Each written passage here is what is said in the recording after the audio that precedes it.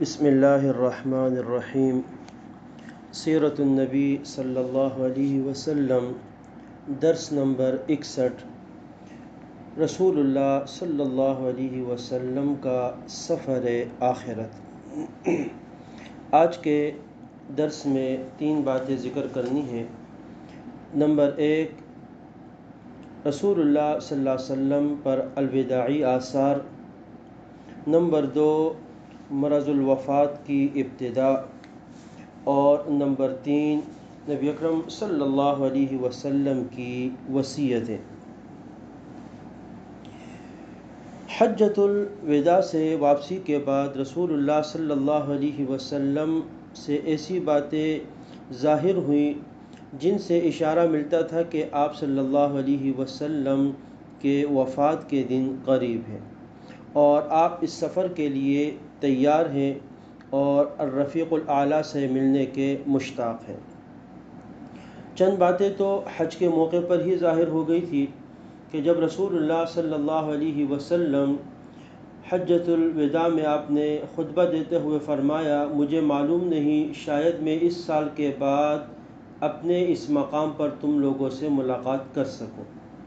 پھر رمی کے دوران جمرہ عقبہ پر رسول اللہ صلی اللہ علیہ وسلم نے دوبارہ فرمایا، مجھ سے اپنے حج کے اعمال سیکھ لو کیونکہ میں اس سال کے بعد غالباً حج نہ کر سکوں۔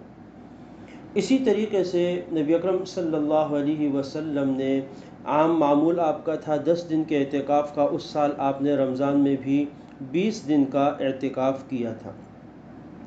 پھر سفر کے ابتدا میں آپ صلی اللہ علیہ وسلم شہدائے احد جو تھے وہاں پر تشریف لے گئے اور ان کے لیے اس طرح دعا فرمائی گویا کہ زندوں اور مردوں سے رخصت ہو رہے ہیں، اور آپ صلی اللہ علیہ وسلم نے اس انداز سے وہاں پر دعا فرمائی۔ چنانچہ یہ تو الوداعی آثار تھے۔ پھر نبی اکرم صلی اللہ علیہ وسلم کی جو بیماری ہے اس کا آغاز سیرت کی کتابوں میں لکھا ہوا ہے کہ 29 صفر پیر کے دن نبی اکرم صلی اللہ علیہ وسلم ایک جنازے کے ساتھ جنت البقیع تشریف لے گئے۔ آپ واپسی پہ تشریف لا رہے تھے کہ آپ کے سر میں درد شروع ہو گیا۔ اہل و عیال تو اسے عام بیماری سمجھے، لیکن یہ نبی اکرم صلی اللہ علیہ وسلم کی مرض الوفات کی ابتدا تھی۔ 1 ہفتے تک نبی اکرم صلی اللہ علیہ وسلم اس بیماری میں اپنے مختلف ازواج مطہرات کے پاس ان کی باریوں کے مطابق جاتے رہے، لیکن 5 ربیع الاول کو بیماری سخت ہو گئی۔ حضرت عبداللہ بن مسعود رضی اللہ تعالیٰ عنہ فرماتے ہیں، رسول اللہ صلی اللہ علیہ وسلم کے پاس میں آیا، آپ کا بخار جوش مار رہا تھا۔ آپ صلی اللہ علیہ وسلم نے فرمایا، مجھے 2 آدمیوں کے برابر بخار ہوتا ہے۔ بیماری کی اس شدت میں نبی اکرم صلی اللہ علیہ وسلم کے لیے ازواج مطہرات کے پاس جانا مشکل ہو گیا تھا، تو آپ نے تمام ازواج مطہرات کو جمع کر کے پوچھا، کل میں کس کے پاس رہوں گا؟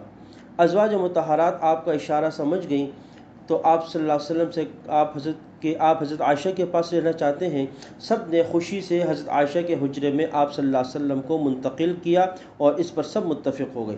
چنانچہ رسول اللہ صلی اللہ علیہ وسلم حضرت عائشہ رضی اللہ تعالی عنہا کے حجرے میں منتقل ہو گئے۔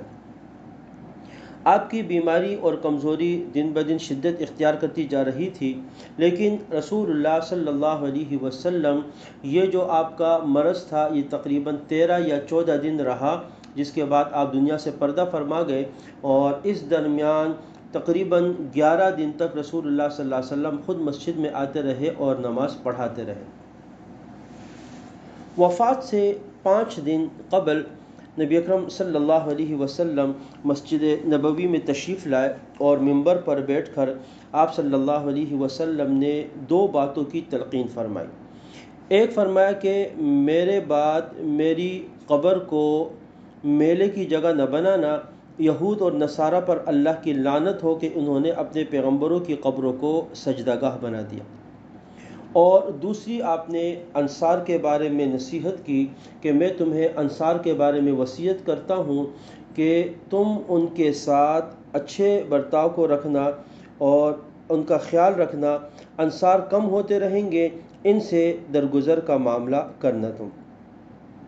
اصل میں نبی اکرم صلی اللہ علیہ وسلم کو انصار کے غمگین ہونے کی خبر پہنچی تھی، کیونکہ وہ سوچ رہے تھے کہ آپ کے دنیا سے جانے کے بعد ہمارا کیا بنے گا۔ اسی لیے رسول اللہ صلی اللہ علیہ وسلم نے انصار کے ساتھ ہم خیرخواہی اور ہمدردی کرنے کی نصیحت فرمائی۔ اس کے بعد آپ صلی اللہ علیہ وسلم نے فرمایا کہ ایک بندے کو اللہ نے اختیار دیا کہ وہ یا تو دنیا کی چمک دمک اور زیب و زینت میں سے کچھ چاہے لے لے اور اللہ اسے دے دے وہ دنیا کی زیب و زینت، یا اللہ کے پاس جو کچھ ہے اسے اختیار کر لے۔ تو اس بندے نے اللہ کے پاس والی چیز کو اختیار کر لیا ہے۔ صحابہ کرام فرماتے ہیں کہ یہ سن کر حضرت ابوبکر رضی اللہ تعالی عنہ رونے لگے، اور ہم حیران تھے کہ آپ صلی اللہ علیہ وسلم تو کسی بندے کی بات کر رہے ہیں اور وہ یہ کیوں رو رہے ہیں۔ بعد میں ہمیں پتہ چلا کہ حضرت ابوبکر رضی اللہ تعالی عنہ ہی سب سے زیادہ علم والے تھے، جو سمجھ گئے تھے کہ رسول اللہ صلی اللہ علیہ وسلم اپنے بارے میں ہی یہ بات کر رہے ہیں۔ وفات سے 4 دن پہلے جمعرات کا دن تھا اور بیماری کی شدت تھی۔ نبی اکرم صلی اللہ علیہ وسلم کے حجرے میں صحابہ کرام بھی موجود تھے۔ رسول اللہ صلی اللہ علیہ وسلم نے فرمایا قلم اور دوات لاؤ تاکہ میں تمہارے لیے وصیت لکھ دوں۔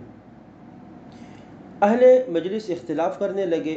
حضرت عمر رضی اللہ تعالی عنہ کی رائے یہ تھی کہ آپ بیمار ہیں اور بیماری کی شدت ہے، ایسے میں آپ کو وصیت لکھنا اور اس کے لیے تکلیف دینا مناسب نہیں ہے۔ ہمارے پاس اللہ کی کتاب موجود ہے، تمام احکامات موجود ہے جو ہم کو ہر قسم کی گمراہی سے بچانے کے لیے کافی ہے۔ ایسے موقع پر آپ صلی اللہ علیہ وسلم کو تکلیف دینا مناسب نہیں ہے۔ بعض حضرات نے حضرت عمر کی رائے کی تائید کی اور بعض کا اصرار تھا کہ لکھنا چاہیے۔ جب شور شرابہ ہونے لگا، آپ نے اس کو دیکھا تو آپ نے ان سب کو وہاں سے اٹھوا دیا۔ پھر اسی روز نبی اکرم صلی اللہ علیہ وسلم نے 3 باتوں کی مزید وصیت فرمائی۔ فرمایا نمبر 1 مشرکین کو جزیرۃ العرب سے نکال دو۔ نمبر 2 پورے جزیرے میں وفد آئیں گے، جو لوگ مسلمانوں سے ملنے آئیں گے تو تم ان کا اکرام کرتے رہنا۔ اور تیسری بات راوی فرماتے ہیں کہ آپ صلی اللہ علیہ وسلم نے سکوت فرمایا یا راوی بھول گیا۔ بعض حضرات کی رائے ہے کہ رسول اللہ صلی اللہ علیہ وسلم نے تیسری بات قرآن سے علم اور عمل کے متعلق فرمائی تھی، یا پھر جیش اسامہ، حضرت اسامہ رضی اللہ تعالیٰ عنہ کا ایک لشکر تھا، آپ نے بڑی تاکید فرمائی کہ اس لشکر کو ضرور روانہ کر دینا۔ اور حضرت ابوبکر صدیق رضی اللہ تعالیٰ عنہ نے اپنے دور خلافت میں پھر اس کو روانہ کر دیا تھا۔ لوگوں کے چلے جانے کے بعد ظہر کے وقت طبیعت میں کچھ سکون ہوا، تو آپ صلی اللہ علیہ وسلم نے فرمایا کہ مجھ پر پانی کے ساتھ مشقیں لاؤ اور میرے سر پر بہا دو تاکہ مجھے کچھ سکون حاصل ہو جائے۔ پھر ظہر کے وقت نبی اکرم صلی اللہ علیہ وسلم باہر تشریف لائے، آپ نے نماز پڑھائی اور نماز میں آپ صلی اللہ علیہ وسلم نے ایک خطبہ دیا، اور اس میں رسول اللہ صلی اللہ علیہ وسلم نے حضرت ابوبکر رضی اللہ تعالی عنہ کے احسانات کا تذکرہ فرمایا اور فرمایا کہ مجھ پر اپنی رفاقت اور بال میں سب سے زیادہ احسانات حضرت ابوبکر رضی اللہ تعالی عنہ کے ہیں۔ اگر میں اپنے رب کے علاوہ کسی اور کو خلیل دوست بناتا تو ابوبکر کو بناتا، لیکن ان کے ساتھ اسلام کی اخوت اور محبت کا تعلق ہے۔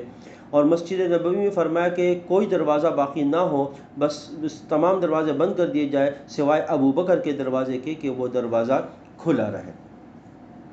اس کے بعد نبی اکرم صلی اللہ علیہ وسلم کے مرض میں اضافہ ہوتا رہا، اور انشاءاللہ تعالی اس کے بعد جو آگے کا ذکر ہے انشاءاللہ اگلے درس میں اس کا ذکر ہوگا۔ وآخر دعوانا ان الحمد للہ رب العالمین۔